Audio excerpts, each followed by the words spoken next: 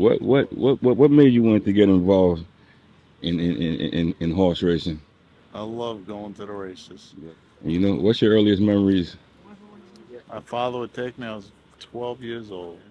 To Belmont Aqueduct. They'd have 40, 50,000 people there. It was Wow. pretty exciting. Your dad was a horse guy. He was a horse player, and then he ended up went to training when he was 65. He started training at 65. Yeah, he worked. He had a business in the city, and then he loved the horses, and then started training at 65. Ain't too many. He did that until he passed away at 86. Wow. Yeah, he loved it. Loved the game. Wow. You right. Who was a mentor for you?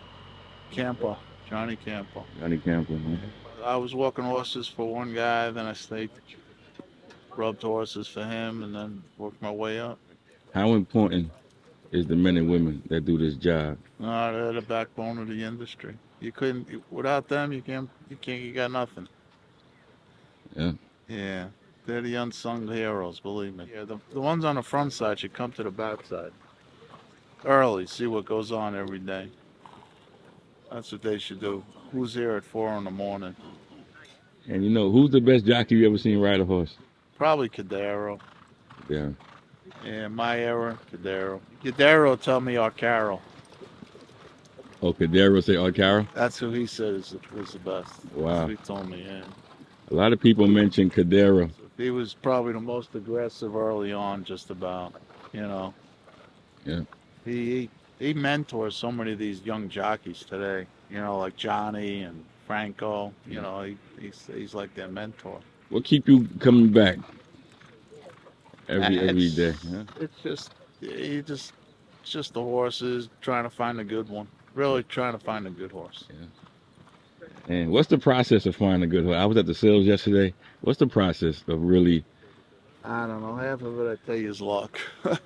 luck, huh? Yeah, they don't talk, so who knows who's gonna be fast. Saratoga. What make this racetrack so special? Nah, it's just I don't know. When I was a kid, I used to come up here, and it wasn't quite like this, and then it just like the late '70s, early '80s, it just took off. Like the picnic area just took off, and it just blossomed. It just went like crazy. And racing today versus yesterday. What's the biggest difference in your opinion? Now it's a lot of simulcast. Where you lose the crowd. Here you get the crowd. Yeah. It's great. At home, Belmont, New York City, we got no crowd. Aqueduct, no crowd. Yeah. The people make it. Yeah.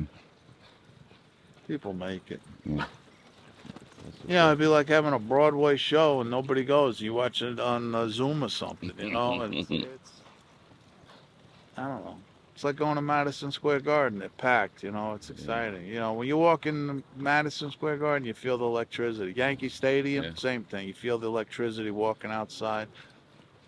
Aqueduct Belmont, same thing. When I was there as a kid, you'd feel that electricity in the air. Couldn't wait to get there. What makes a good groom? Because you hear all these stories about the grooms from the old times. Yeah, you gotta have patience and you gotta have that rapport with the animal. You know what I mean? Yeah. Like that chemistry. Yeah. Yeah. Back then, the old grooms, they were like trainers. They were real good horsemen. I mean, when I came up, I learned from them old grooms. Them guys were unbelievable.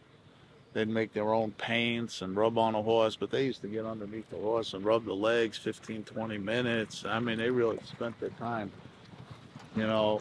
But back then, everybody was rubbing like three horses. Now they're rubbing four, five, six horses. You can't spend the time on each horse.